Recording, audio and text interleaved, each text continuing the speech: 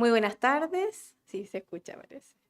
Soy Claudia Bamsi, a nombre de la Escuela de Salud Pública de la Facultad de Medicina de la Pontificia Universidad Católica de Chile. Les doy la más cordial bienvenida a un nuevo seminario académico. Tenemos la alegría de contar con la profesora Martina Yopo del Instituto de Sociología, así que les voy a contar un poquitito de su trayectoria y sabemos que vamos a poder conversar con ella de un tema muy interesante y desde distintas perspectivas. Doy la bienvenida también a quienes se han sumado a través de nuestro canal de YouTube, invitarlos también a participar, a dejar preguntas que podamos compartir luego de la presentación. Bueno, la profesora Martina Yopo Díaz es doctora en Sociología de la Universidad de Cambridge y académica del Instituto de Sociología de nuestra universidad. Ha sido investigadora postdoctoral del Max Weber Institute for Sociology de la Universidad de Heidelberg y consultora del Programa de las Naciones Unidas para el Desarrollo. Su trabajo se centra en transformaciones históricas y tendencias contemporáneas de la reproducción desde una perspectiva de género, abordando empíricamente fenómenos como la anticoncepción, el embarazo, la infertilidad y la parentalidad. Es investigadora responsable de un proyecto Fondesit titulado Infertilidades, decisiones reproductivas de parejas jóvenes sin hijos. Y hoy día la hemos invitado a compartir con nosotros su línea de investigación y un tema que sin duda nos provoca, ¿cierto? Esto de Chile sin niños. Así que estamos muy contentos, Martina, de que hayas aceptado esta invitación y te damos la bienvenida a la Escuela de Salud Pública y a toda la comunidad de la Facultad de Medicina, porque sabemos que también hay académicos y estudiantes de otros departamentos y de la Escuela de Medicina que se van a estar sumando, ya sea presencial o online. Así que muy bienvenida.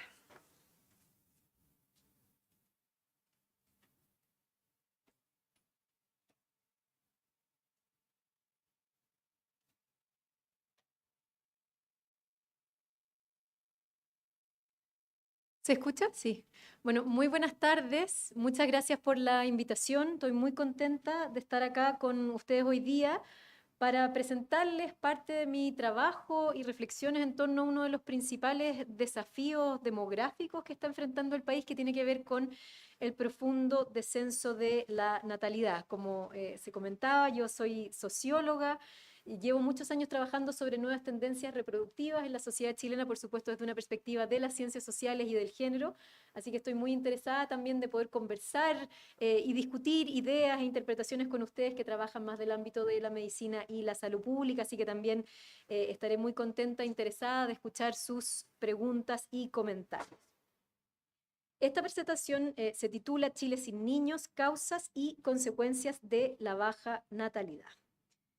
Para partir entonces, dar algunos elementos, datos y cifras de contexto, ¿no? Ustedes habrán visto en los medios de comunicación, en los diarios, en las radios, en las revistas, que se habla que Chile está viviendo una crisis de la natalidad, ¿no? Un profundo descenso de la fecundidad. ¿Cómo se ve esta baja en la natalidad? Como ustedes pueden ver, efectivamente lo que vemos es que en Chile había un descenso muy profundo en el número de nacimientos que hay. Básicamente este descenso se ha producido de manera mucho más abrupta desde la década de los 2000 en adelante, donde vemos de que efectivamente en Chile están naciendo menos niños cada año, y eso se traduce también no solamente en la tasa de nacimiento, sino en este indicador que es tan importante en términos demográficos, que es la tasa global de fecundidad, ¿no? Pensemos, y es también un poco lo que muestra este gráfico, que en Chile en la década de la década de los 60 nacían prácticamente 5 o un poco más, 5.4 hijos en promedio por mujer, y hoy ese promedio está cerca de 1. Entonces, efectivamente, en medio siglo hemos visto una transformación muy profunda y muy radical en los patrones reproductivos. ¿Cuáles son las tendencias reproductivas que específicamente están empujando esta baja natalidad en el contexto de la sociedad chilena? Una primera tendencia sobre la cual hay ciertos indicios empíricos, pero no datos decisivos, tiene que ver con un aumento de un 35% aproximado de mujeres que terminan su vida fértil sin hijos, ¿no? Mujeres que entonces no se convierten en madre. Sin embargo, la baja natalidad, y esto es un punto importante, no tiene que ver solamente con que hay más mujeres que no estén teniendo hijos, sino también tiene que ver, y yo creo que esto es uno de los factores especialmente relevantes en el contexto chileno, con que hay una fuerte postergación de la maternidad, ¿ya? Efectivamente, el número de mujeres que se está convirtiendo en madre después de los 30 años se ha prácticamente cuadruplicado en las últimas décadas, ¿ya? y eso lo podrán ver muchas y muchos de ustedes que trabajen en el área más de ginecología y obstetricia, como cada vez quienes consultan en relación a embarazos o deseos o intenciones de embarazo es un tramo etario que efectivamente se ha ido postergando. Aquí también hay un antecedente muy interesante que tiene que ver con cambios culturales y sociales y cómo eso se va a ir dando en las nuevas generaciones. Datos, por ejemplo, del Instituto Nacional de la Juventud muestran que prácticamente la mitad de las mujeres jóvenes que no tienen hijos, ¿ya? Mujeres entre 15 y 29 años, declaran no querer ser madre, ¿no? Entonces, ahí efectivamente lo que estamos viendo es solamente no una transformación demográfica, que es lo que vemos a partir de las cifras relacionadas a la tasa global de fecundidad, sino también una reconfiguración de las intenciones reproductivas y de formación de familia que también van a seguir impactando estas tendencias a mediano y largo plazo. Un punto interesante y que me gustaría conversar con ustedes o mostrarles, estas son cifras del censo de 2024, lo que muestran ahí entonces como desde la década de los 90 en adelante ha habido un descenso muy importante del porcentaje de mujeres en su vida fértil que tiene hijos, ¿no? Ese porcentaje ha disminuido de un 70,7% en el 92 a un 56,6% en 2024, ¿ya? Uno de los argumentos que muchas veces se discute al hablar de baja natalidad en Chile es que efectivamente uno de los efectos que está empujando con fuerza esta tendencia demográfica es el descenso en la fecundidad adolescente, ¿no? Que efectivamente en Chile lo que venimos observando y que ha sido un tremendo logro a nivel de salud pública es una disminución muy importante y sin precedentes en el contexto latinoamericano de disminución de embarazo adolescente y de fecundidad en mujeres adolescentes. Sin embargo, yo creo que este también es otro argumento importante, el descenso en el embarazo adolescente no es suficiente para explicar la baja natalidad, ¿ya? Porque efectivamente lo que nosotros vemos es que hay una tendencia a tener menos hijos en distintos tramos etarios, no solamente mujeres adolescentes. Por eso quise también mostrarles este gráfico, ¿no? Que muestra el porcentaje de mujeres entre 20 y 29 años con hijos o hijas, y eso ha disminuido prácticamente a la mitad entre la década del 90 y actualmente. En el 90 o en el 92, 65% de las mujeres entre 20 y 29 años tenía hijos. Hoy ese porcentaje es la mitad y es básicamente un tercio, ¿no? Una de cada tres mujeres entre 20 y 29 años tiene hoy hijos, ¿no? Cuando hablamos de la baja natalidad es muy importante entender que este es un fenómeno que es global, ¿ya? La fecundidad está descendiendo no solamente en Chile, sino también en todo el mundo. Sin embargo, lo interesante del contexto chileno y también latinoamericano ha sido lo pronunciado, lo acelerado y lo profundo de aquel cambio, de aquella transformación.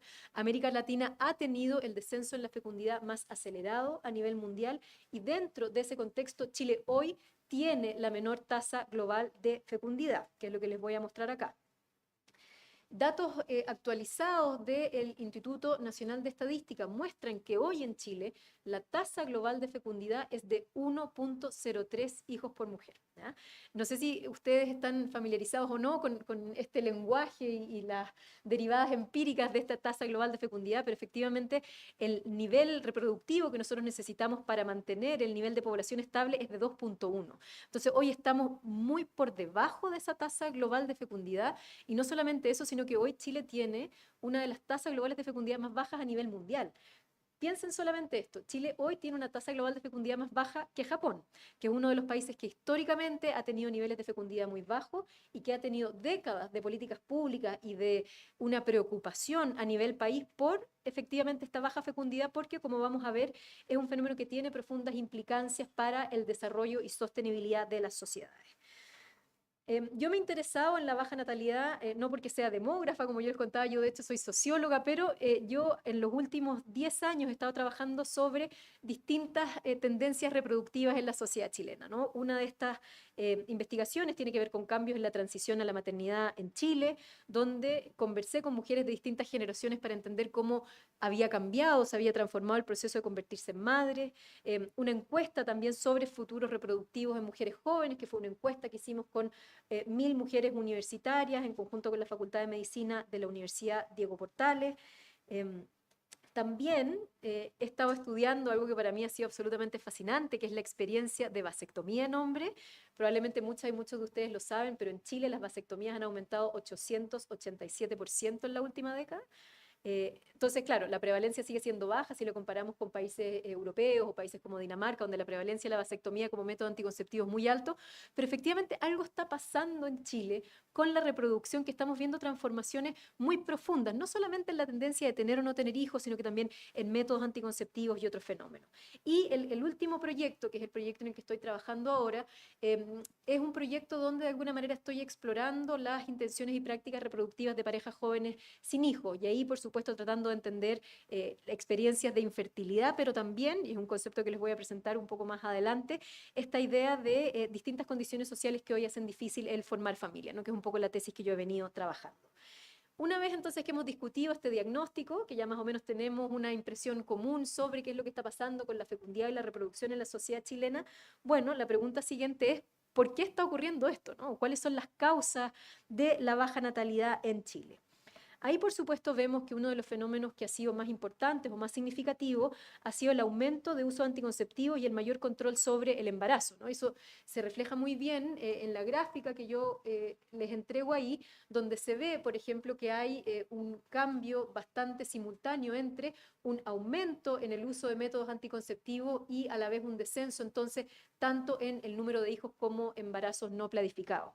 Sin embargo, el tema de la anticoncepción es importante, pero no es suficiente para comprender por qué hoy en Chile están naciendo tan pocos niños. Una tesis que a mí me interesa mucho y que he trabajado mucho más desde el área de la sociología es cómo todos los procesos que ha vivido Chile en el ámbito cultural y social desde el retorno a la democracia han también tenido un correlato en la reproducción.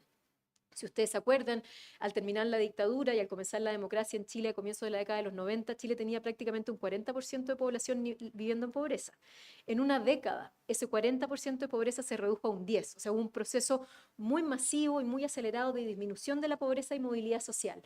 Mi tesis es que ese proceso de disminución de pobreza e incremento de movilidad social tuvo también un correlato en la reproducción.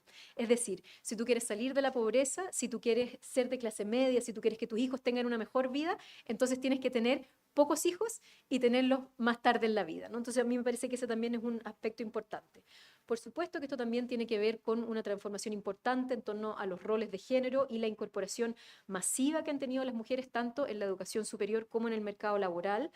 Y también, yo diría, a nivel cultural más profundo, con una flexibilización de las normas y mandatos en torno al género y la familia, ¿no? Si bien la maternidad sigue siendo un referente importante en la vida de las mujeres chilenas, cada vez pierde más fuerza esta idea de que ser mujer es ser madre. Y cada vez también va perdiendo más fuerza esta idea de que ser y hacer familia significa tener hijos. Eso yo lo veo quizás en términos muy sistemáticos con el aumento de la prevalencia, aunque no hay cifras estadísticas de las familias multiespecies, ¿no?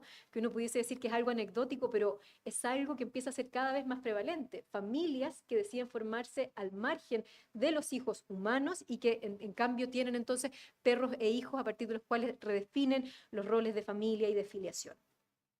Ahí también, por supuesto, hay procesos estructurales y sistémicos más importantes que tienen que ver con modernización, con secularización e individualización, es decir, con un conjunto de procesos donde la fuerza y el poder de las estructuras y las instituciones sociales pierden poder o fuerza en poder determinar los cursos de vida individuales y donde empieza a haber de manera mucho más fuerte una prevalencia y legitimidad de valores como la individualidad, la autonomía y la autorrealización. Sin embargo, todas estas explicaciones son importantes, pero en mi opinión no suficientes para entender por qué en Chile están naciendo menos niños. Entonces, un poco la tesis que yo vengo trabajando es esta tesis de la infertilidad estructural. ¿Ya?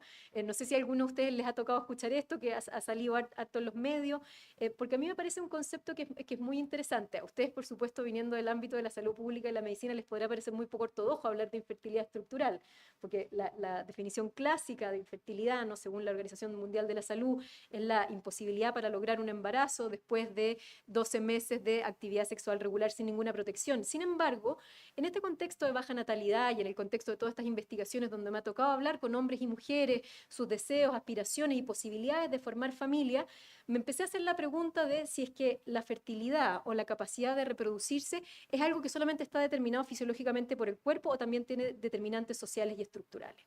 ¿No? Entonces, este concepto de infertilidad estructural lo que viene a mostrar es la falta de condiciones sociales, pero también económicas, políticas y ambientales para tener hijos y criarlos en entornos seguros y sostenibles. Ahí entonces, lo que he hecho, bueno, en un paper que publicamos hace poco en Social Science and Medicine, pero también otro paper que publicamos en Feminist Economics, es empezar entonces a proponer este marco de la infertilidad estructural para ofrecer un complemento analítico e interpretativo para hacer sentido de por qué hoy están naciendo tan pocos niños. Entonces, esta tesis de la infertilidad estructural tiene, por supuesto, distintas dimensiones. Y acá quizás voy a pasar muy rápido con esto para no darles demasiado detalle, pero quizás uno de los argumentos que más me interesa comunicar es esta idea de que esta infertilidad estructural o las condiciones adversas para tener hijos tienen dimensiones culturales, pero también económicas. Esto no tiene que ver solamente con algo que se dice mucho en Chile, que el kilo de guagua sale caro. Tampoco tiene que ver solamente con el hecho de que hoy en realidad somos todos más egoístas y estamos más centrados en nosotros mismos, sino que efectivamente es un fenómeno que es complejo, que es multidimensional y que es multifactorial. Una de estas primeras dimensiones tiene que ver con la idea del agobio de ser mujer. Y eso es algo que ha aparecido de manera muy constante en mis investigaciones y es esta idea de que los cambios en torno a las relaciones de género han permitido que las mujeres tengan mayores posibilidades de desarrollo en el ámbito público, en la educación superior y el mercado del trabajo. Sin embargo, eso no se ha traducido en una redistribución de las cargas, roles y responsabilidades en el ámbito reproductivo y que por lo tanto hoy el ser mujer es una experiencia muy agobiante, muy abrumadora porque, como me dicen siempre las entrevistas, hay que hacer muchas cosas, hay que hacerlo todo y hay que hacerlo bien. Y efectivamente en un contexto donde la maternidad se ha vuelto una posibilidad y ya no una obligación, efectivamente muchas mujeres deciden optar por biografías en las que la maternidad no es parte de su proyecto de vida. En el contexto también donde las mujeres han salido y han empezado a participar de manera mucho más masiva en el mercado laboral, otra de las contradicciones o nudos críticos y problemáticos que están empujando de manera fuerte la baja natalidad tiene que ver con las dificultades para conciliar el trabajo y la familia, ¿no? Efectivamente esta idea y que es una idea que siempre aparece mucho en mis entrevistas, que se espera que las mujeres cuidáramos como si no trabajáramos y que trabajemos como si no cuidáramos. Entonces no hay una infraestructura pública o institucional que haga posible la conciliación de dos esferas en la vida que hoy están al centro de las identidades y las vidas de las mujeres, pero que no encontramos muchas veces los soportes institucionales para resolver las contradicciones y tensiones que emergen en el marco de estas tendencias. A partir de la investigación que yo he realizado, identifico que también otra de las dimensiones que está empujando de manera importante estos deseos de no tener hijos, de postergar la maternidad o de tener menos hijos, tiene que ver también con la parentalidad intensiva. No sé si les ha tocado escuchar este concepto antes, pero la parentalidad intensiva es una ideología que prescribe que la crianza y el cuidado de los hijos demanda grandes cantidades de tiempo, dinero y energía. Es decir, el ser una buena madre o ser un buen padre es mucho más exigente porque los estándares que hay que cumplir son muy altos, ¿no? Entonces ha instalado esta idea de la maternidad y la paternidad responsable, que por supuesto tiene un correlato muy positivo en los estilos y prácticas de crianza, pero hacen también que se vea muy difícil, o que se vea que la maternidad o la paternidad es un rol muy difícil de asumir, ¿no? Y hablando con personas jóvenes que no tienen hijos, eso aparece constantemente, sus posibilidades y preocupaciones en torno a poder ser buenas madres y buenos padres y cómo eso también está afectando sus decisiones y sus prácticas reproductivas.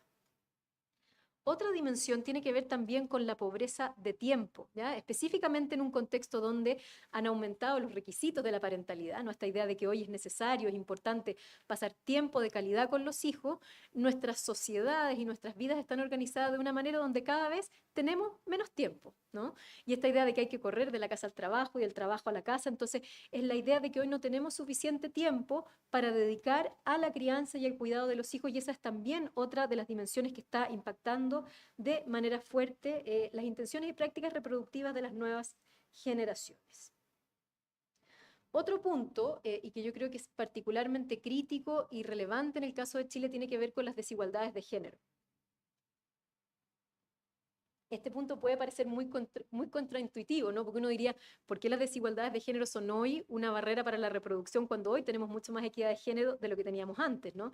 Y es porque efectivamente en un contexto donde han comenzado a legitimarse y a prevalecer ideas y demandas en torno a la equidad de género, existe mucho menos tolerancia a las asimetrías que existen entre hombres y mujeres en general, pero en particular en el ámbito reproductivo.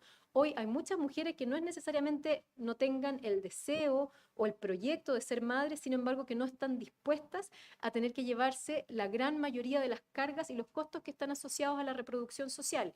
Hoy, por ejemplo, muchas mujeres les preocupa la penalización de la maternidad en el mercado laboral, que es decir, y esto es algo que prueban sistemáticamente estudios tanto a nivel nacional como internacional, es...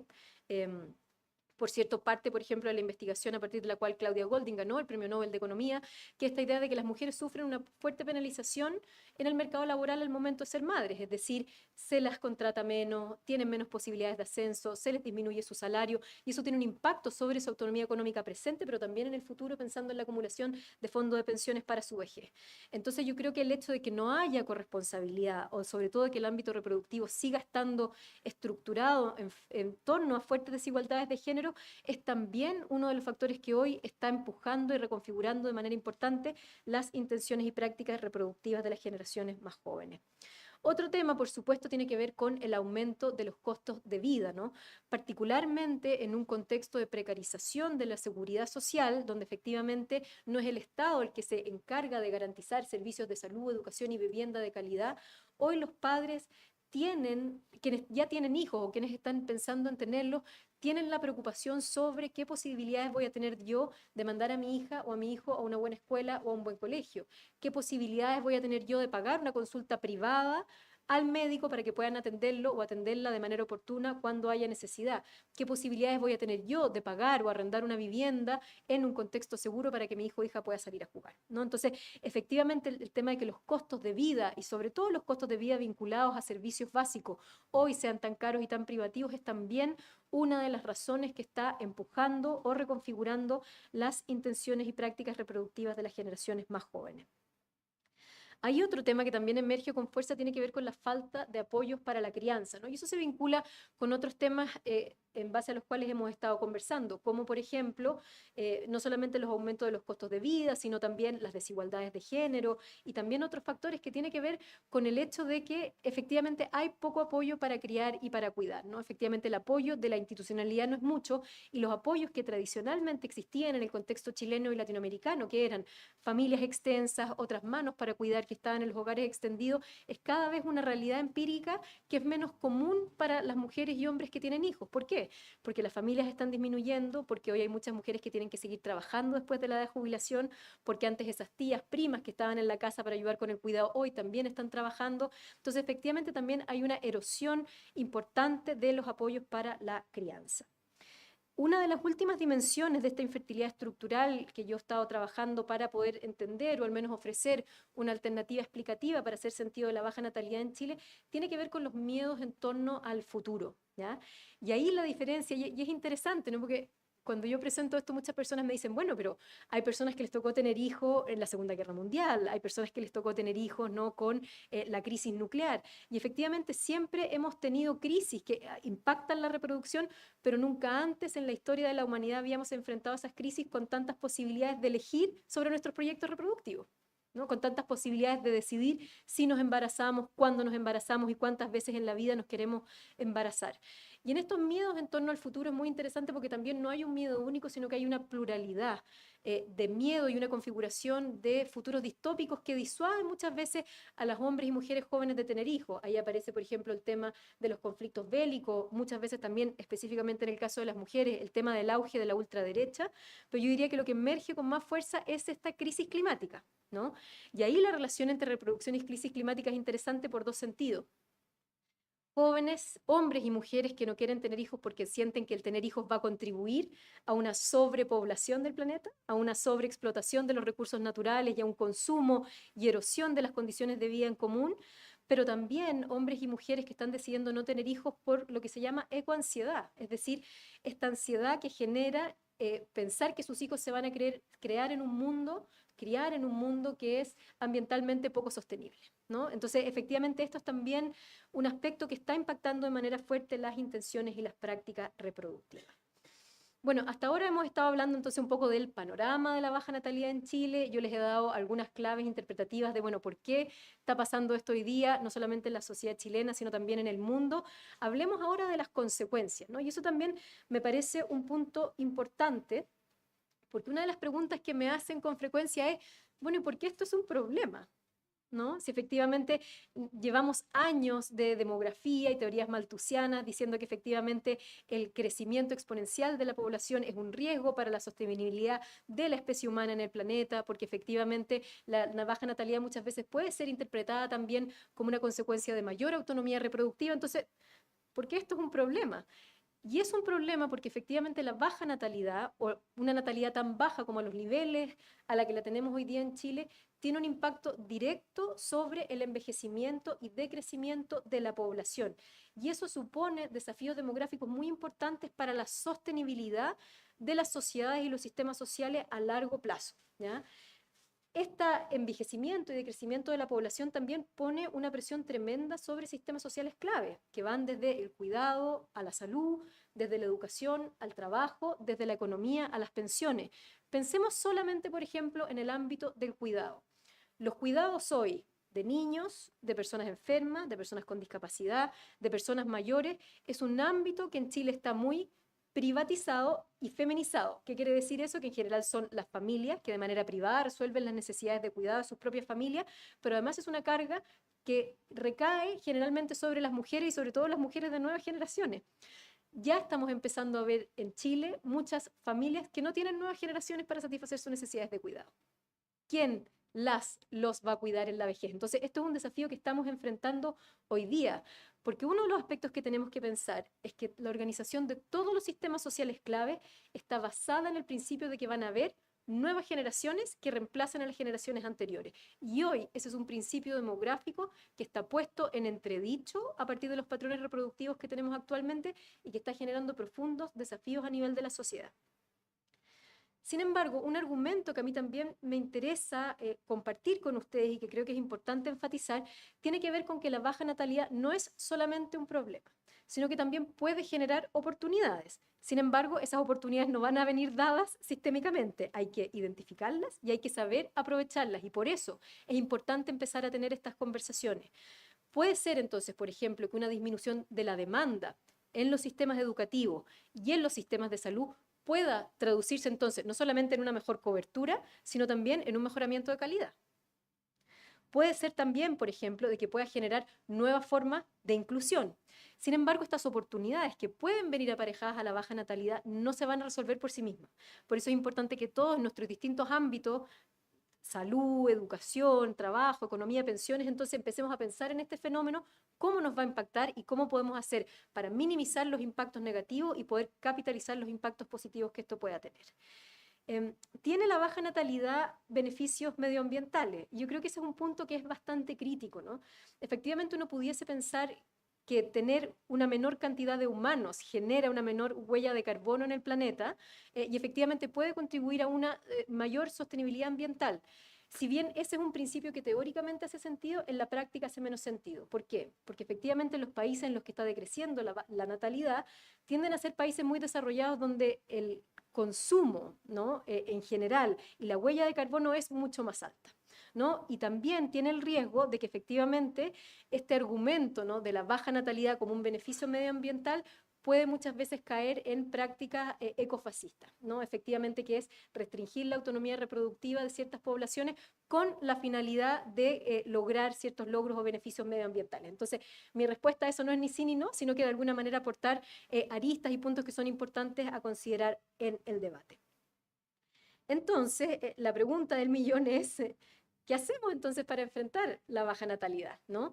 Y ahí lo que muestra la evidencia comparada a nivel internacional es que acá no hay una bala de plata, ¿no? No hay una sola medida que tú implementes entonces te permita revertir milagrosamente estas tendencias demográficas, sino que lo que sirve es implementar un conjunto comprensivo de políticas públicas. Comprensivo quiere decir muchas, comprensivo quiere decir en distintas áreas, y aquí algo muy importante también es que tienen que ser implementadas a mediano y largo plazo. Por eso es importante que en torno a este tema haya un cierto acuerdo político para poder dar una cierta continuidad a una cierta política o programa de Estado más allá del cambio de gobierno, porque este es un desafío demográfico independiente del próximo gobierno que tengamos y tiene que haber un cierto consenso país para poder sostener una agenda de políticas y medidas a mediano y largo plazo, porque si no, no vamos a lograr revertir esta tendencia. Y acá también lo que es muy importante es que el énfasis tiene que estar en mejorar las condiciones sociales para formar la familia. Ahí lo que muestra la evidencia comparada a nivel internacional es que hay muchas políticas que sirven, pero la que más sirve es tener servicios de cuidado infantil gratuitos, universales, que estén disponibles tanto para madres como para padres al terminar el permiso postnatal y que tengan la duración de la jornada laboral de los padres. Pensemos hoy día cómo, por ejemplo, es la infraestructura de cuidado en primera infancia. A nivel público está disponible solamente para madres que trabajan remuneradamente en el mercado laboral con un contrato de trabajo y que trabajan en empresas que tienen más de 20 trabajadoras. Hay una población muy grande de mujeres que hoy todavía en Chile que está desprovista o está privada de la institucionalidad pública que puede apoyarla en aquella crianza y en aquel cuidado. Hay, por supuesto, otro conjunto de políticas que también son muy importantes, pero ya voy a comentar eso un poco más adelante. Yo creo que un mensaje que también es muy importante es que nosotros necesitamos implementar medidas que nos permitan disminuir el acelerado descenso, lograr estabilizar o aumentar moderadamente nuestra tasa global de fecundidad, porque aquí también el mensaje tiene que ser muy pragmático. Lo más probable es que nosotros, aunque implementemos todas las medidas posibles y gastemos muchísima plata en implementar buenas políticas públicas, no vayamos a volver a tener una tasa global de fecundidad por sobre el nivel de reemplazo de la población. Yo creo que ahí hay que ser súper pragmáticos y realistas, ¿no? Porque efectivamente países europeos que llevan décadas preocupándose de estos temas y que han invertido muchísimo dinero en todas estas políticas que muestran que efectivamente sirven, no han logrado volver a estar por sobre la tasa de reemplazo de la población. Entonces yo creo que eso también es un mensaje clave.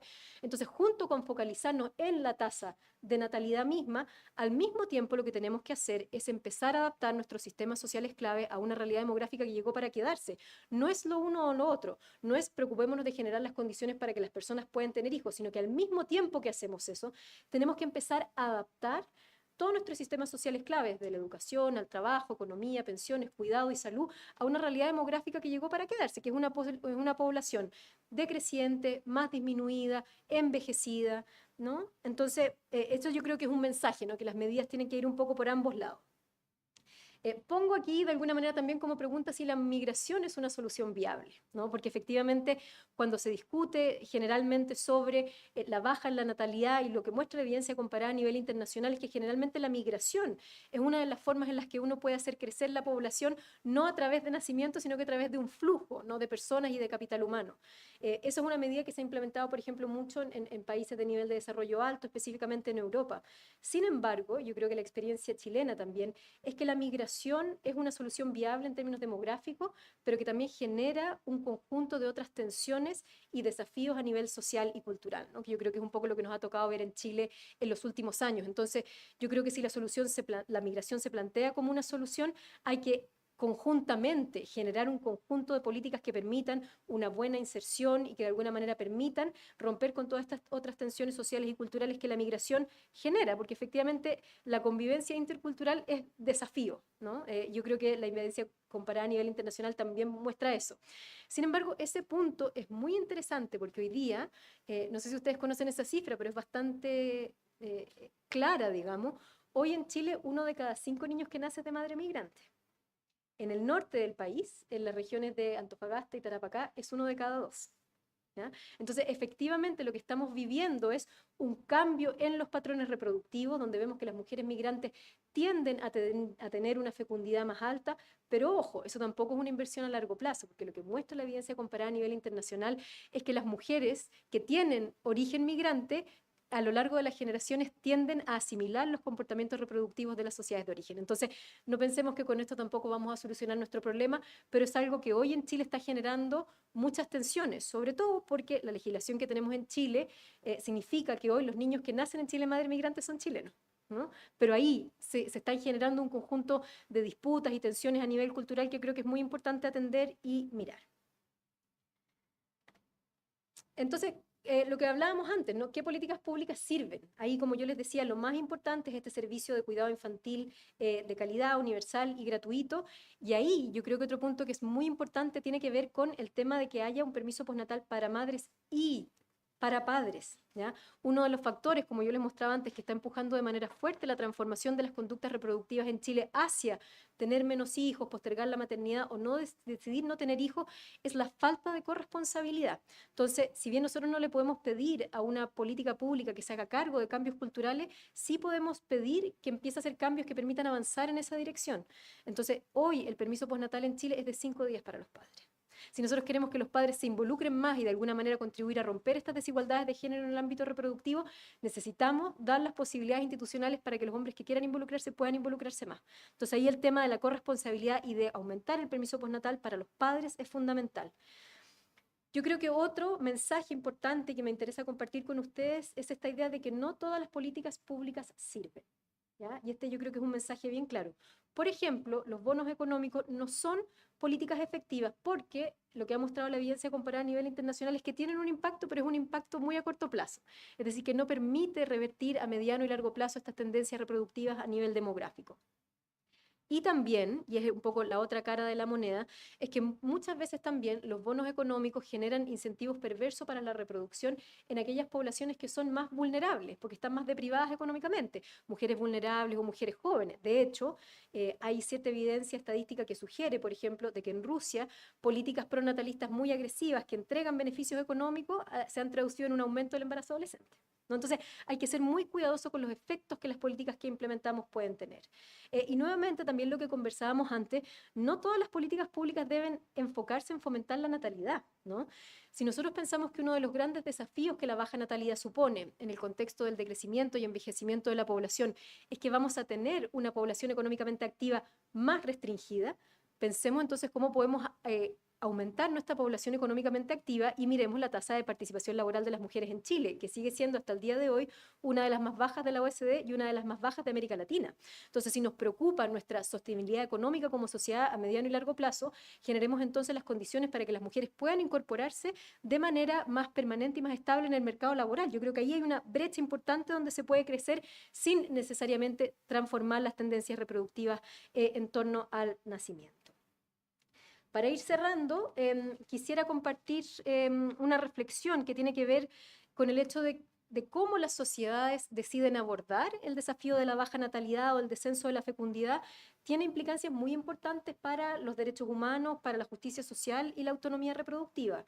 Yo creo, y mirando la evidencia comparada a nivel internacional, sobre todo lo que está pasando en países como Hungría, como Rusia, incluso como Estados Unidos, creo que es muy importante evitar políticas pronatalistas basadas en valores tradicionales de familia y género y en visiones xenofóbicas y eugenésicas de la reproducción. Muchas veces estos discursos de preocupación demográfica en torno a la baja natalidad van aparejados con incentivar o impulsar o presionar a ciertas poblaciones a que se reproduzcan, a la vez que desincentivar o restringir que otras lo hagan, ¿no? Yo creo que ahí el principio de la autonomía reproductiva es muy importante. Y también me parece clave quizás actualizar o repensar el principio de la autonomía reproductiva y pensarlo no solamente como lo han entendido clásicamente las teorías más feministas, desde el derecho a la persona a no tener hijos a través de la anticoncepción y en la interrupción del embarazo, sino que también pensar que la autonomía reproductiva es también el derecho a tener hijos y a poder criarlos en ambientes seguros y saludables. Y a mí me parece que ese cambio en la concepción de autonomía reproductiva es una mirada y un énfasis muy necesario para enfrentar los desafíos demográficos en torno a la reproducción que enfrentamos hoy. Aprovecho de dejarles ahí, en caso de que les interese, alguna de las publicaciones, libros y papers de los últimos años en torno a nuevas tendencias reproductivas a la sociedad chilena. En caso de que les interese, los pueden descargar o también me pueden escribir. Muchísimas gracias por su tiempo y por su atención.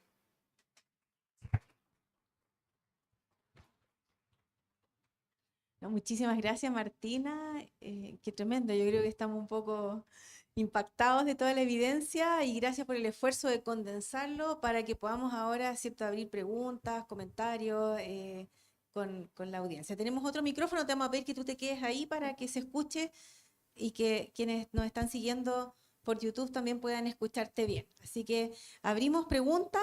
Aquí hay una pregunta, por favor, acuérdense siempre presentarse, así Martina también nos va conociendo.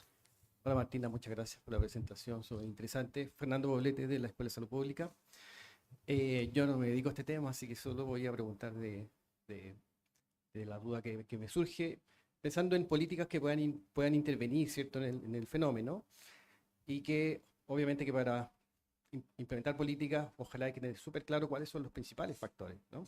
Eh, y no sé si hay evidencia o estudios que logren establecer pesos de factores principales, ¿cierto? Porque, no sé, por ejemplo, de las cosas que tú decías, por supuesto que la diferencia de género al reducirse se genera más posibilidad de tomar decisión, ¿cierto? Pero la corresponsabilidad, por ejemplo, que tú mencionabas, no sé si ha cambiado mucho en términos de cómo era antes, quizás antes era peor incluso. Entonces, no sé si es un factor tan relevante como para implementar políticas en ese sentido. ¿Hay alguna evidencia de cuáles son los factores centrales donde eventualmente se podría hacer intervenciones? Eso es una excelente pregunta y le agradezco mucho, porque efectivamente yo creo que ahí hay que impulsar cambios en dos niveles, ¿no? Uno, yo creo que es absolutamente necesario implementar ya políticas, dispositivos institucionales que permitan promover cambios culturales. O sea, y el tema de las desigualdades de género, la parentalidad intensiva, etcétera, etcétera, son fenómenos culturales que hoy están impactando fuerte la reproducción, pero esos son cambios que se van a dar muy a largo plazo. Entonces, no podemos poner de alguna manera todas nuestras fichas ahí. Entonces, efectivamente, yo diría que ahí la evidencia comparada que hay en estos temas, que interesantemente es muy poca, ¿no? Para ilustrar lo que tú sugieres, lo que ahí se sugiere es que la política que tiene más efecto en esto, y es la única que tiene efecto inequívoco, ¿no? De que efectivamente no tiene evidencia empírica ambivalente, es los servicios de cuidado infantil de en primera infancia de calidad, gratuitos y universales. Yo creo que esa efectivamente es lo que la evidencia muestra que es la política más efectiva. Y es también interesante pensar en otras políticas como, por ejemplo, la que sugirió el presidente Boric en su última cuenta pública, ¿no? Que es promover de alguna manera, generar un plan para ampliar la fertilización asistida, que es muy importante, pero ahí tú solamente estás apuntando a la población que tiene problemas fisiológicos de reproducción o que tiene infertilidad. Eso tampoco genera un impacto en las grandes dinámicas. Entonces es importante, pero tampoco es suficiente. Claro, porque pensaba justamente que el factor económico es probablemente uno de los que tiene más peso en la toma de decisión finalmente, ¿cierto? Y por eso que aquellas políticas que sustentan un buen periodo de tiempo con algún grado de asistencia seguramente son las que han mostrado mejor evidencia. Sin embargo, y eso es lo interesante, porque países que han implementado esas políticas también tienen tasas globales de fecundidad muy bajas, ¿no? En Alemania, por ejemplo, tú recibes 250 euros por hijo por mes hasta que tu hijo tiene más de 20 años. Entonces, además de que la educación es gratuita, entonces hay grandes beneficios económicos, pero también hay una fecundidad muy baja. Entonces, yo creo que ahí quizás el mensaje es que el tema económico es central, pero no es suficiente. Hay otros factores que también están empujando y por eso para revertir este fenómeno demográfico o lograr estabilizarlo, ¿no? Se necesita un conjunto comprensivo de medidas. Pero ahí yo creo que efectivamente es muy buena tu pregunta y lo que yo te diría es que ahí lo que la evidencia muestra que tiene más impacto son estos servicios de cuidado infantil gratuitos, universales y de calidad en primera infancia. Hola Martina, Jaime Cerda, yo soy médico salubrista y también pediatra. Estoy en los dos lados de la ecuación. Quería hacerte una pregunta, pero antes un comentario para ver tu impresión, porque puede ser que yo esté equivocado. He seguido por mucho tiempo tu trayectoria y lo que vas mostrando en medios digitales, etcétera, en prensa. Yo a veces tengo la sensación de que en este tema, si uno analizara como el discurso, aparece mucho la palabra mujer, mamá, y veo poco la palabra hombre, papá. Como que veo que esa parte de la ecuación está un poquitito como, no invisibilizada, pero la figura del hombre y del padre la veo como un poquitito como postergada, y quizás que por ahí están algunas claves para salir adelante. Y a eso va mi pregunta, porque estos cambios demográficos en poco tiempo son cambios brutales y culturalmente muy fuertes. Y voy a hablar ahora como hombre y papá. Mira, en una generación o en dos generaciones pasamos a mí me tocó vivirlo, de un modelo de familia cuando yo era niño, de papá, trabajo, provee, mamá, casa, cuida. Entonces así nos criamos y ese modelo vimos de papá, los hombres, vimos mucho ese modelo de papá. Y yo, ahora que soy papá y que estoy muy de acuerdo en que hay que compartir roles y hay que involucrarse más en la crianza, esto les puede causar risa, pero yo muchas veces me veo diciéndole a mi señora, dime qué tengo que hacer. Y ella me dice, es que quiero que se te ocurra.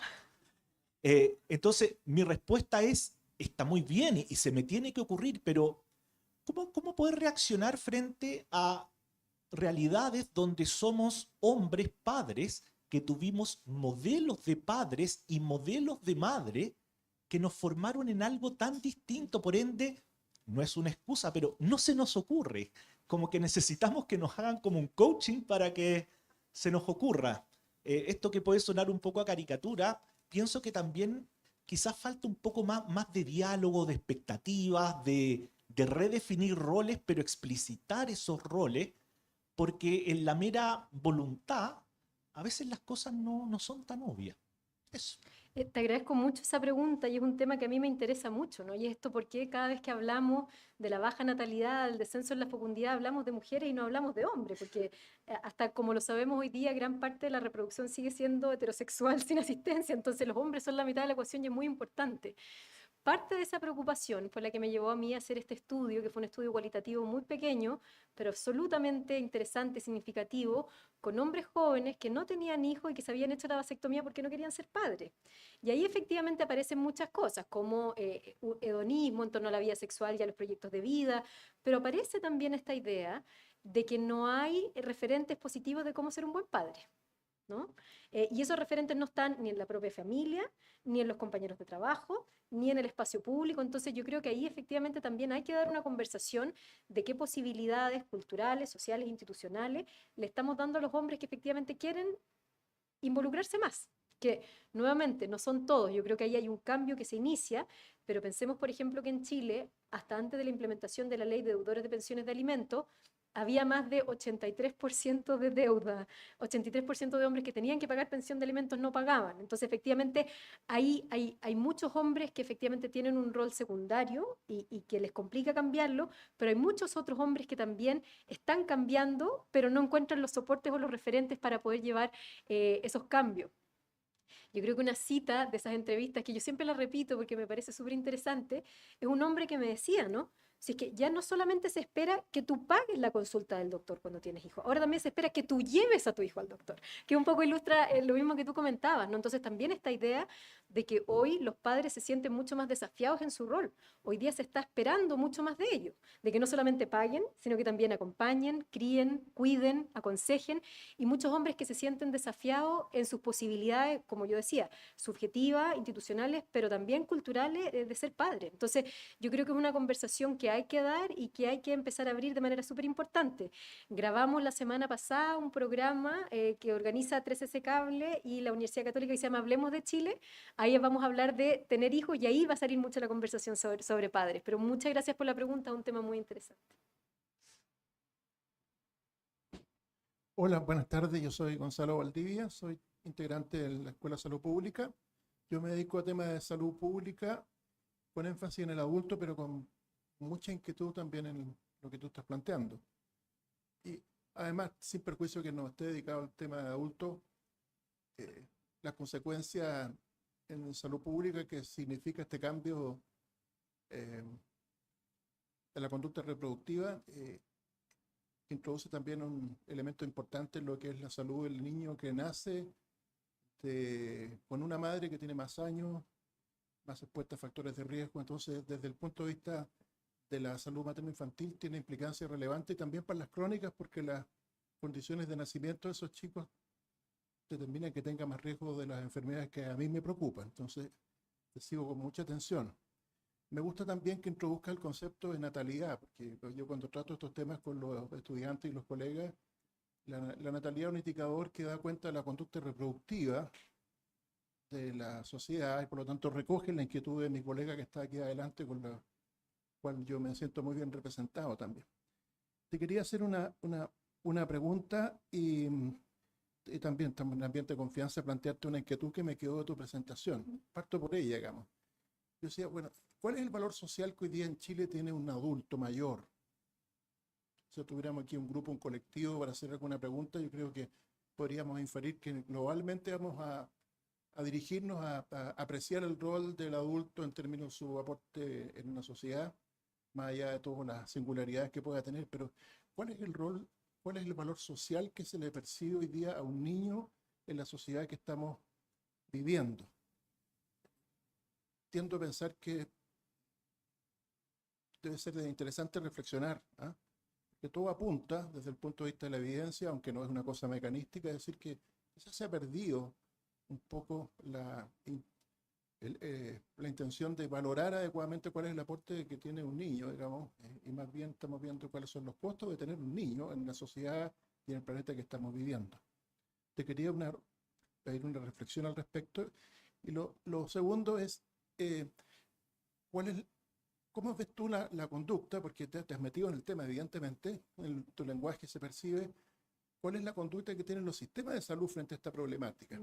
Fíjate que el año pasado tuvimos una tesista de nuestro Magíster de Salud Pública que exploró cuál es el uso que la mujer chilena tiene de un programa de asistencia y de mentoría preconcepcional gratuito. Y la tasa de uso de ese programa es prácticamente cero. Entonces yo me quedo con la idea que quizás nuestro sistema de salud, en términos generales, la forma que se comporta, está más bien perfilado para dar cuenta de temáticas que son marginales a lo que tú estás presentando. Están dirigidas más bien al concepto de enfermedad y no al concepto antiguo y hermoso, digamos, de la medicina social de la salud materno-infantil, que recoge, digamos, esto. Te quisiera pedir una opinión sobre cómo ves tú que se comporta en el sistema de salud respecto a la problemática que tú colocas. Muchas gracias por tu presentación. Muy interesante, desafiantes también los comentarios, espero responder de manera adecuada. Lo primero que tú comentas me parece súper interesante, ¿no? Yo siento que la sociedad chilena, pero también el mundo, vivió un tránsito de esencializar la maternidad a un punto donde también hemos dado espacio a visibilizar todas las dificultades que están asociadas a la maternidad, y en ese discurso se ha perdido también los beneficios que el tener hijos, que ser madre o que tiene hijos tanto a nivel personal, familiar y social puede tener, ¿no? Yo creo que ese es un punto que hay que tratar con extremo cuidado, porque efectivamente la maternidad, como está organizada socialmente, sigue siendo una institución muy opresiva y que tiene consecuencias muy negativas para las mujeres. Sin embargo, eso no debiese ir en desmedro de pensar efectivamente o darle mayor legitimidad al discurso de que tener hijos también puede ser un proyecto de vida válido, legítimo, positivo, y efectivamente muchas de las mujeres que son madres, eso es lo que te dicen. O sea, tener hijos para mí ha sido lo más importante en mi vida. Y eso es algo que efectivamente, siendo capaces de criticar las condiciones sociales que hoy hacen difícil ser madre, también podemos dar espacio a reconocer que la maternidad puede ser un proyecto biográfico y social válido y legítimo, que yo siento que es algo que quizás también muchas veces tendemos a olvidar. Y con respecto al otro punto, yo no soy especialista en salud pública, pero uno de los aspectos que a mí me llama muchísimo la atención tiene que ver con el currículum de educación sexual y reproductiva que tenemos en Chile, ¿no? Que es un currículum que, por supuesto, está muy orientado a la prevención del embarazo adolescente, a evitar la transmisión de infecciones de carácter sexual, que son temas absolutamente claves. Sin embargo, en el contexto demográfico, y es un poco también lo que uno ve en las experiencias de mujeres, que son mujeres que postergan la maternidad porque tienen proyectos educacionales, laborales, materiales, y que llegan a los 30 tardíos, que tratan de embarazarse y no pueden, y dicen, es que a mí nadie me dijo. Entonces, en Chile no socializamos solamente el conocimiento de cómo no embarazarse, pero las personas no saben cómo embarazarse si es que quieren formar familia. Entonces, para mí, una de las políticas que tendría costo prácticamente cero es actualizar el currículum de educación sexual y reproductiva para también dar información a hombres, tanto como mujeres, de que sepan cómo funciona la reproducción y sepan qué es lo que tienen que hacer si es que ellos o ellas así lo quieren ser madres y padres en el futuro, ¿no? Yo creo que eso es algo en lo que se puede avanzar. Solamente otro comentario muy específico, y es algo que me ha tocado ver mucho en mi proyecto actual sobre infertilidad y parejas que no tienen hijos, tiene que ver también cómo muchas veces los sistemas de salud, públicos y privados, tienden a reproducir una feminización de la reproducción y también de la infertilidad. Lo digo en simple, parejas que no logran concebir y que llegan a consultar a los equipos médicos, muchas veces tiende a asumirse que la infertilidad es de ella. Y es ella la que se hace exámenes, se hace tratamiento, para después de 2 años de tratamientos, de exámenes de dinero, se den cuenta que la infertilidad es de él. Estos son estudios cualitativos, no hay una evidencia a nivel de prevalencia poblacional, sin embargo yo creo que es algo que da clave. Entonces yo creo que es muy importante de alguna manera también empezar a incluir a los hombres de manera más activa y también, por ejemplo, vincularlos en ese tipo de experiencia que me parece que es importante. Ahí yo creo que hay hartos desafíos, yo diría que esas son algunas de las cosas que se pueden empezar a hacer. Sigo yo, Martina. Yo soy Angélica Domínguez, académica también de la Escuela de Salud Pública, y yo quiero partir haciendo un comentario y después te voy a leer lo que está en la web, porque hasta ahora hay 22 personas, 24 personas conectadas, Súper y hay bien. varios comentarios. Bueno, lo primero que yo creo que tenemos que empezar a hablar los grises, porque ya todos saben como los extremos, y en ese sentido, por ejemplo, yo pienso, ya mis papás, cercano a lo que dijo Jaime, mis papás tenían el rol súper claro de papá proveedor, mamá dueña de casa, varios hijos, no sé qué. Y ahora yo veo en la generación nuestra que los hombres sí están, o sea, que no es peligroso dejar a un hijo con el papá. No, pero en el sentido que uno puede dejarlo y el papá se va a hacer súper bien cargo y va a estar todo bien y no va a pasar nada. Pero entrando en el grillo digo, bueno, ¿y cuando están los dos? ¿Quién se hace cargo? ¿Se hacen cargo en igual parte o se hace cargo más la mamá que el papá? Entonces yo creo que en general se hace mucho más cargo la mamá, que estando los dos, la mamá se hace más cargo. Entonces yo creo que hay que empezar a hablar los grises para poder avanzar de manera efectiva. Como dice Jaime, muchas veces uno no sabe qué hacer. Entonces hay que empezar a hablar esas cosas de las cuales uno no sabe qué hacer. Ya, ahora te leo los comentarios de acá del chat de YouTube. Paula de Gregal, que es académica también de la escuela, comenta, el tema de cómo estamos estructurando las relaciones humanas está a la base de este problema. Es un problema estructural, pero sobre todo relacional. Las políticas no han logrado revertir en Chile el fuerte problema de género que tenemos. Hay postnatal parental, pero las relaciones de pareja son inestables e inseguras. Y también se ha avanzado en el cuidado infantil, pero la gente no accede y hay oferta y no demanda. O sea, varias de las cosas que se han dicho. Carolina Barca, que es tesista o sea, es alumna del magíster en epidemiología, dice, hola, excelente presentación, muchas gracias. Me gustaría saber si la apertura a la diversidad sexual y cierta valoración a la soltería y la libertad inciden como factores. ¿Ya? Y te hago el tiro Bueno, hay dos más. No sé si quieres comentar eso o te hago el tiro todo. Espero poder acordarme o puedo tratar de Dale con sintetizar. esa entonces. Gracias. De ahí sigo. Bueno, sí. Sí. Efectivamente, yo creo que uno de los temas que es complejo es apuntar a avances en temas de género y de diversidad familiar como las causas, porque ahí muchas veces la consecuencia puede ser que hay que volver a restaurar ciertas formas de hacer familia y ser género. Y efectivamente lo que muestra la evidencia comparada a nivel internacional es que eso no está a la base. Sin embargo, sí, yo recojo de las preguntas que es algo muy interesante, es la dificultad que están encontrando muchos hombres y mujeres para poder formar relaciones de pareja estables, ¿no? Y es algo que pasa mucho en países desarrollados, Europa, Estados Unidos, y que en Chile yo diría que pasa un poco menos, pero pasa sobre todo en niveles socioeconómicos más medios, medio altos, mujeres que les cuesta poder encontrar pareja para formar familia y para poder tener hijos. Y eso una de las razones es porque efectivamente hay, como mencionaba su colega, dificultades relacionales, pero también hay un desajuste de expectativas, porque hay hombres que sienten como, oye, yo hago mucho más de lo que hace mi papá, ¿no? Entonces, yo ya estoy avanzando. Y mujeres que dicen, bueno, pero ese avance no es suficiente. Entonces hay un desajuste de expectativa, hay un desajuste también normativo, ¿no? que es como del deber ser. Yo diría que ese es uno de los grandes desafíos. Yo creo que otro de los puntos también, que nosotros, una conversación que tenemos que tener, y eso se vincula con la última pregunta de diversidades sexuales y de género, es qué posibilidades le estamos dando a las personas en Chile para que formen familia, personas que son diversas, ¿no? De distintos niveles socioeconómicos. Una de las tesis que yo trabajo es cómo la parentalidad se está volviendo un privilegio de clase, ¿no? ¿Quién tiene el lujo de poder comprarse un auto donde quepan 3 sillas de niño? O sea, son unas naves espaciales, porque en realidad 3 sillas no te caben en un auto normal. Entonces, ¿quién tiene el lujo hoy día en Chile de poder tener muchos hijos? Y pasa lo mismo también en términos de género. ¿Qué posibilidades le estamos dando a personas que no son heterosexuales de que quieran formar familias si es que así lo quieren, de que puedan ser padres y madres? Y ahí efectivamente lo que muestra la evidencia comparada a nivel internacional es que sus capacidades paternales y maternales son iguales que las de la persona heterosexual y no generan ningún perjuicio en la crianza y el cuidado de esos niños. Entonces, yo creo que una conversación que tenemos que dar es qué posibilidades le estamos dando a las personas para que formen familia y cómo esas posibilidades muchas veces están estratificadas en términos de clase, en términos de género, pero también en términos, por ejemplo, étnicos y raciales, ¿no? También ahora a raíz del tema migratorio. Entonces, no sé si logro responder adecuadamente, pero muy agradecida de las preguntas y los comentarios. Ya, sigo con el chat.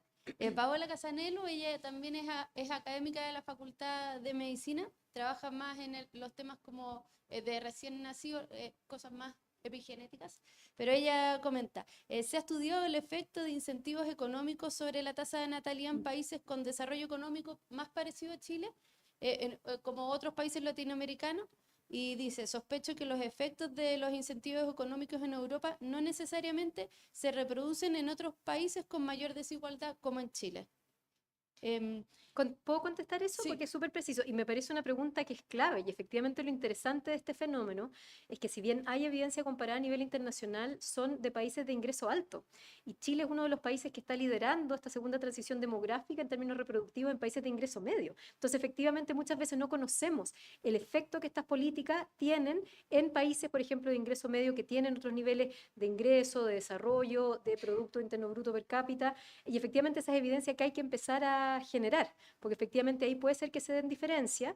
Y yo también creo que la conversación que estamos dando en Chile es muy relevante porque la fecundidad está disminuyendo en toda América Latina.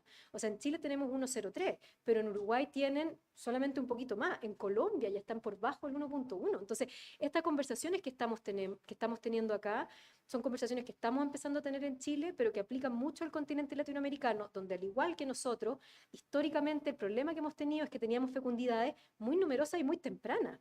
Sí, ese era el problema en América Latina. Yo me acuerdo cuando yo volví de mi pasada por Europa, digamos, con este tema de postergación de maternidad y descenso de fecundidad, mucha gente me decía como, pero esos temas que traes tú son como de Europa, aquí el problema es el embarazo adolescente, que las mujeres tienen muchos niños, y no, efectivamente estamos cambiando y hay que cambiar el discurso y necesitamos generar evidencia para poder apoyar esos discursos y generar política pública.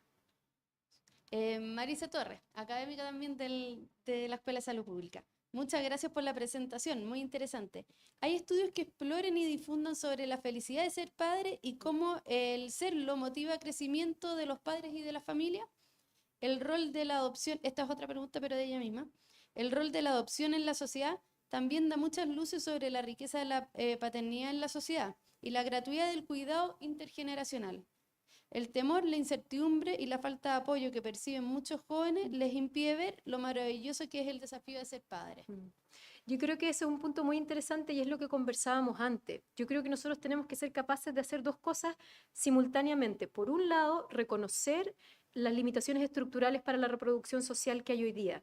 De nada nos sirve mostrar lo maravillosa que es la maternidad si después no le ofrecemos condiciones dignas y adecuadas a las personas que quieren ser padres para que tengan sus hijos. Entonces tenemos que avanzar en esas dimensiones, pero tienen que ir juntas y para mí eso es una perspectiva muy, muy importante. Tenemos que enfatizar el derecho, que es un derecho a autonomía reproductiva, que es que todas las personas tengan las familias que quieran tener y esas familias muchas veces implica querer tener hijos, ¿no? Pero tenemos que hacer eso asumiendo de que efectivamente hoy hay condiciones que son muy adversas para poder criar. Entonces es necesario abordar esas condiciones para efectivamente poder, un poco a lo que alude el comentario, que es que tenga mayor visibilidad este discurso de todo lo bueno que hay en ser madre y ser padre y en tener hijos, que efectivamente es algo que yo creo que es una experiencia individual muy común, pero que ha perdido legitimidad. Hoy parece poco legítimo decir en el ámbito público es fantástico tener hijos, porque efectivamente ha adquirido mucha legitimidad el discurso tener hijos es muy difícil. Entonces ahora necesitamos avanzar en poder conciliar ambos discursos porque no son incompatibles. De hecho, yo creo que son muy compatibles y es muy necesario integrarlos. Espero haber respondido la pregunta. Ya, último comentario del chat. Marcelo Farías, que es académico, se dedica a la obstetricia. Entre las medidas posibles comentadas, ¿hay alguna que tenga ejemplos de utilidad demostrada en otros países? Ahí la evidencia muestra sobre todo esta de servicios infantiles gratuitos, universales y de calidad en primera infancia. Yo creo que si es que hay que elegir una medida por donde avanzar es esa, aunque yo creo que también el mensaje es muy importante, eso no es suficiente. Y otra de las preguntas aludía un poco a ese punto es importante. Ojo que no es solamente importante avanzar en institucionalidad, no es solamente importante que hayan salacunas y jardines infantiles, sino que también es generar la legitimidad cultural para que las mujeres puedan dejar a sus hijos en las instituciones de cuidado. Les cuento una anécdota personal.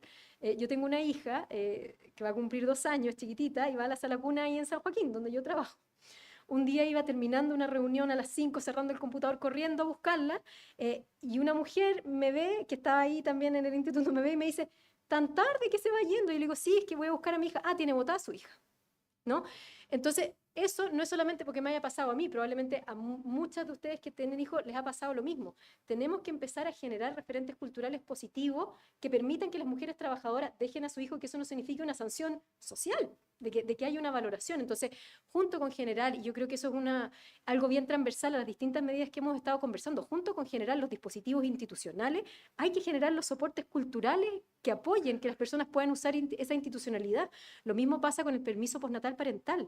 En la ley que existe actualmente, la mujer puede ceder parte de su permiso postnatal parental al padre. ¿Cuál es el porcentaje de padres que se usó ese beneficio? 0,23%.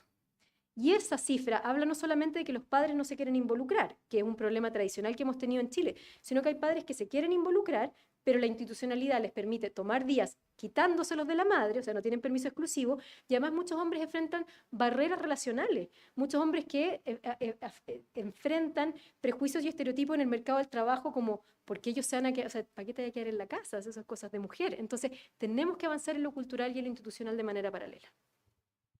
Ya, me toca. Pobre Martina, está No, estoy grillada por encantada. A mí preguntas, me así interesa que, mucho este tema, así que oye, no, encantada de pero conversar. aprovechemos hasta el último minuto, así que yo también animo a nuestros estudiantes, todos por favor pregunten. Pero yo tengo dos preguntas para ti. En el fondo, uno es que me llamó la atención que dentro de los 8 factores que listaste y todo, como que no aparece el rol de la espiritualidad o de la religiosidad como un factor en una sociedad como Chile, donde en general en otro tipo de investigaciones aparece como una variable. Entonces quería preguntarte si la has encontrado o cómo se está investigando eso. Y lo segundo que me llama poderosamente la atención es que es como que en este tema, ¿cierto?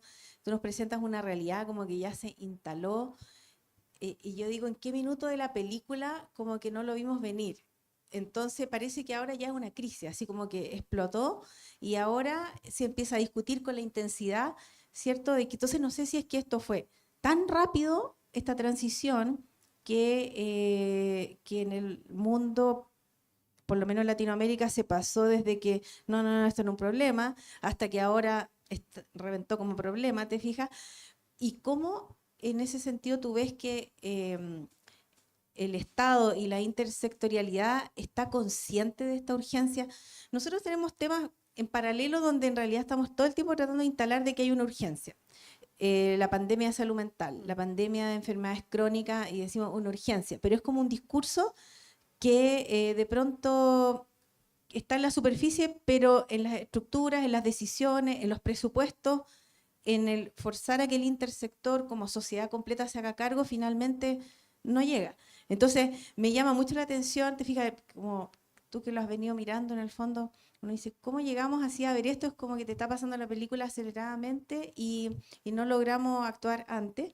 Y si crees que ahora hay una conceptualización, nosotros como Escuela de Salud Pública también tenemos una voz, esto es misión para nosotros. Entonces, en el fondo, ¿cómo podemos aportar desde la UC, desde la academia, en estos mensajes, te fijas, y por dónde entrar en el fondo?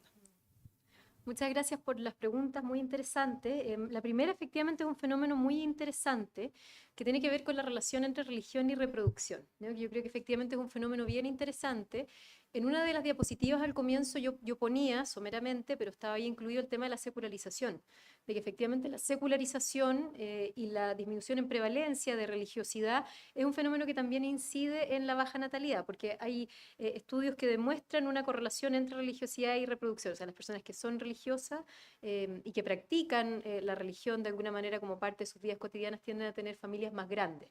Entonces, efectivamente, ahí hay una correlación importante. Sin embargo, gran parte de estas tesis que yo trabajo son mucho más inductivas y vienen de mis datos más cualitativos, un poco de qué es lo que me dicen a mí, los hombres y las mujeres jóvenes. Y ahí el tema de la religión aparece muy poco.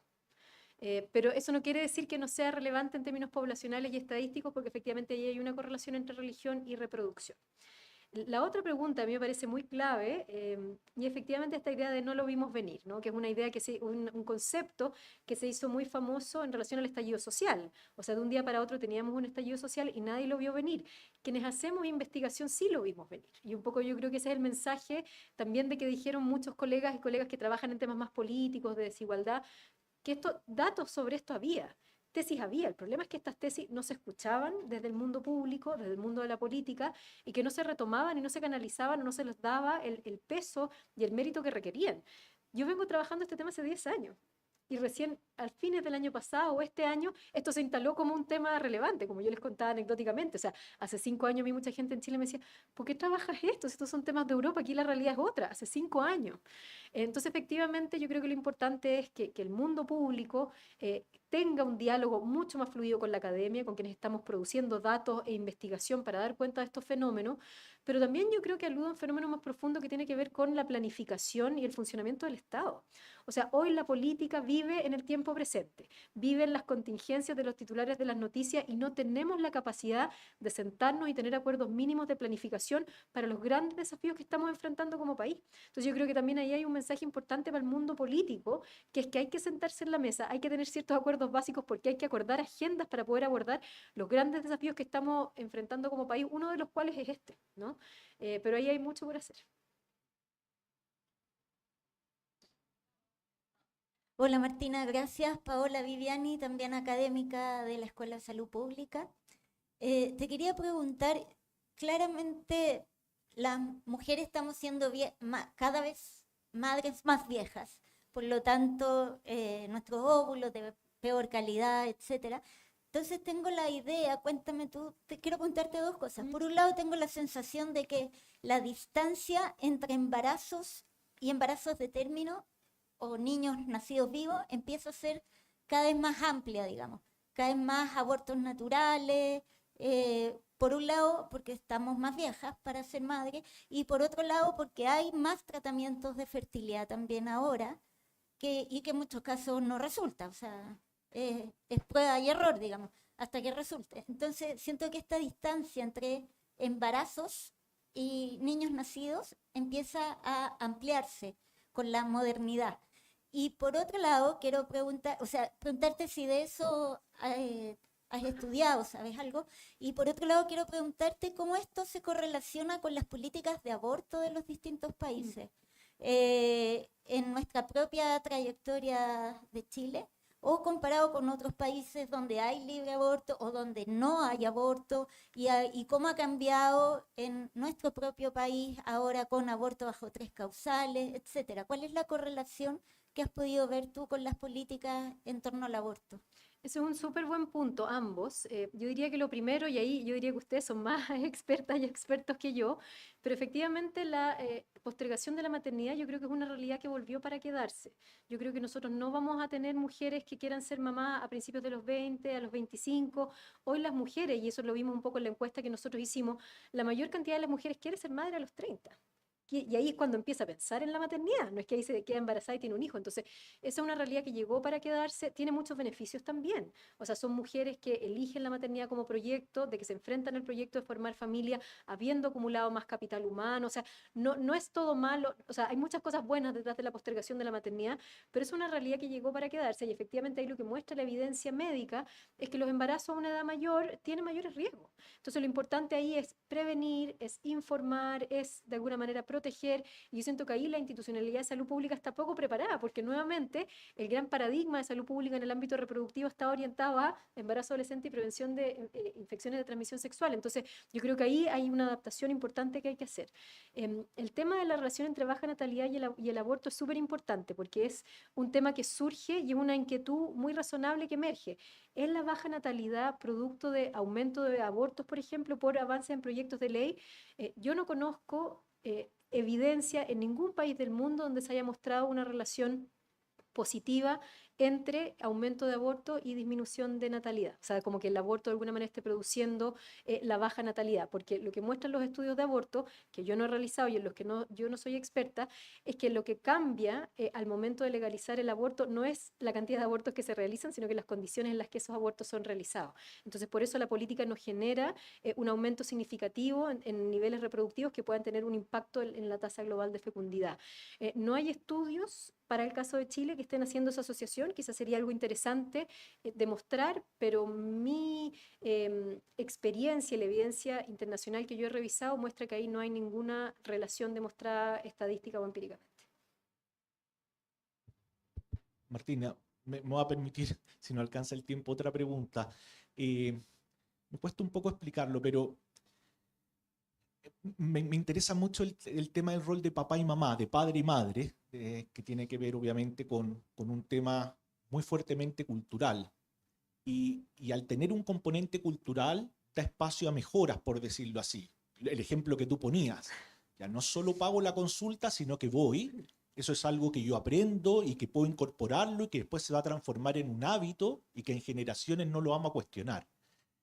Yo no sé si en todo este tema, lo pregunto desde mi ignorancia, se rescata un poco lo no cultural, sino que el padre y madre, el progenitor como especie. Me explico, mira.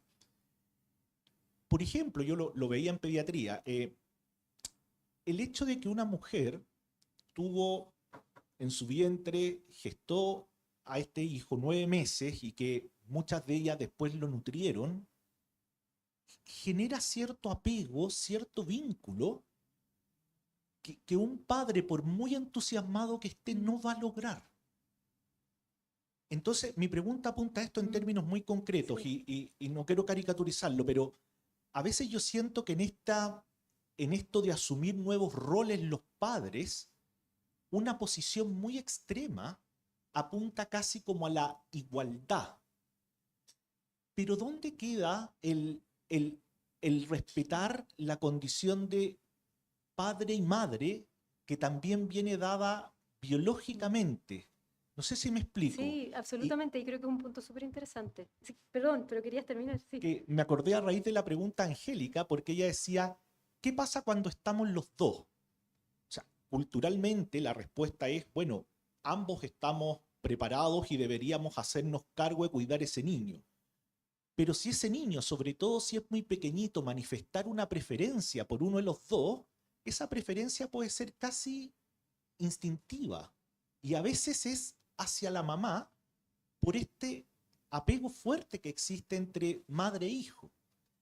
Yo no sé si eso se incorpora a la ecuación, lo pregunto desde mi ignorancia total, o simplemente, o hasta puedo ser cancelado por decir eso, como que estás evadiendo tu rol y me da como susto preguntarlo en algunos, lo pregunto acá porque vi que hay un ambiente bien abierto. No, y me parece una excelente pregunta, sí, y son los temas sobre los que hay que conversar, porque efectivamente unas tesistas mías, por ejemplo, acaban de terminar una investigación sobre el involucramiento de padres durante el embarazo, el parto y el posparto, y emerge mucho la idea como de yo hice hasta lo que pude, pero como esta idea de que el proceso reproductivo es algo que pasa primariamente por la mujer. Ahí por supuesto que hay procesos fisiológicos, digamos, el gestar, digamos, el llevar un embarazo a término, que generan una cierta conexión y esa conexión genera un cierto capital que después de alguna manera va moldeando esas relaciones familiares a lo largo del tiempo. El problema es que esté ese capital no significa entonces que después el padre pueda construir capital por otro lado.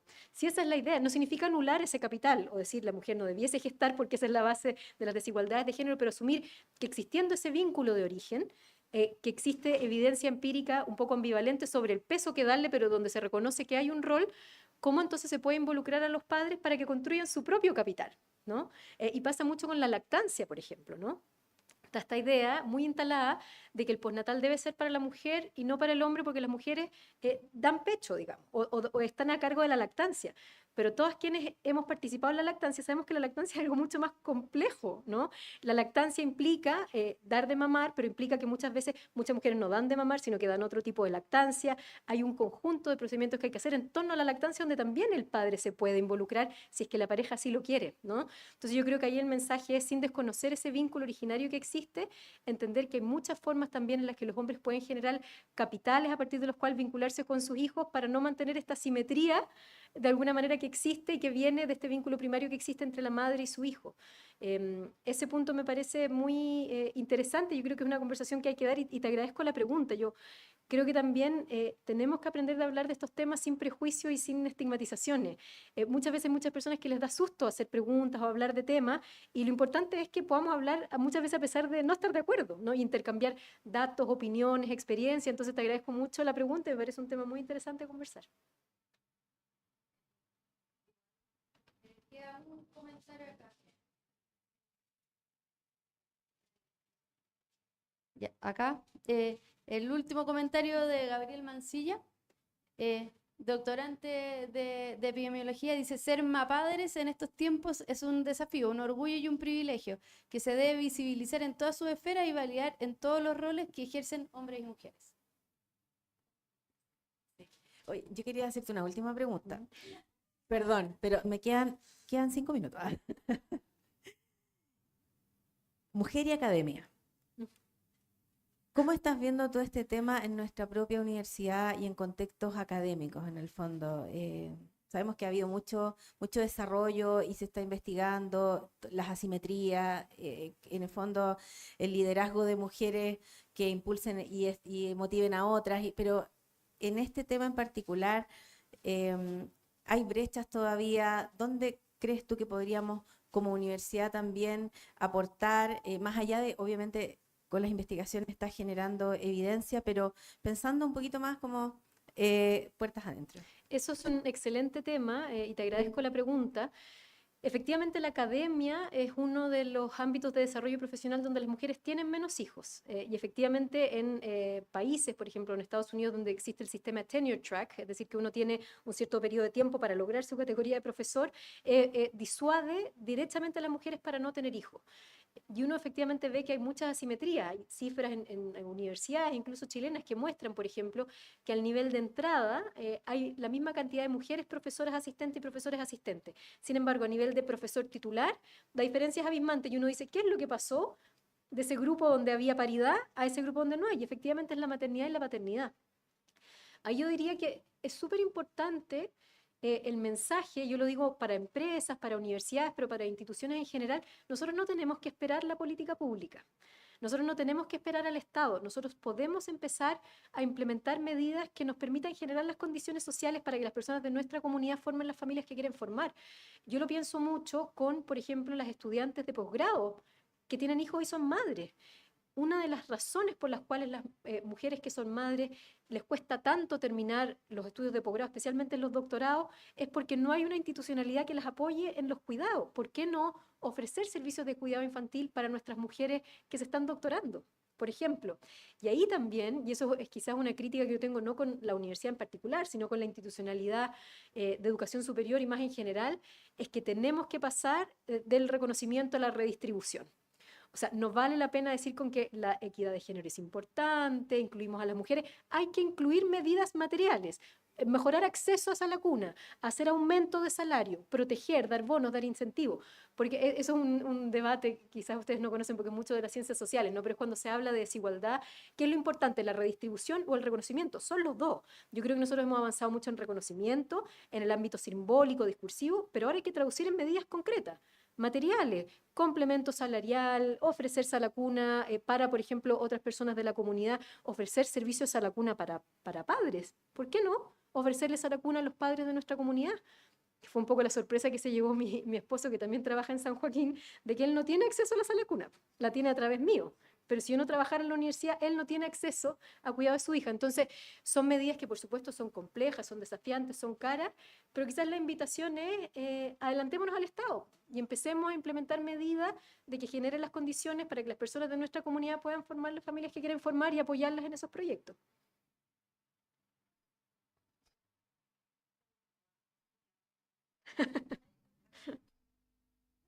¿Se escucha? Sí.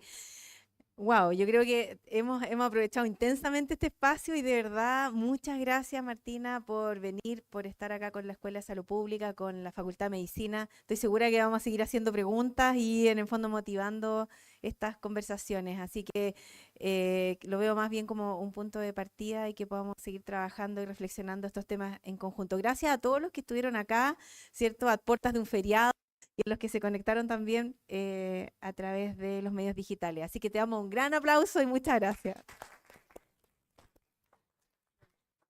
Muchas gracias a ustedes nuevamente por la invitación. Es un tema que por supuesto me interesa, me apasiona mucho y muchas gracias por sus comentarios, sus preguntas. Es muy valioso tener esta instancia de diálogo, intercambio y de reflexión conjunta. Muchas gracias a ustedes.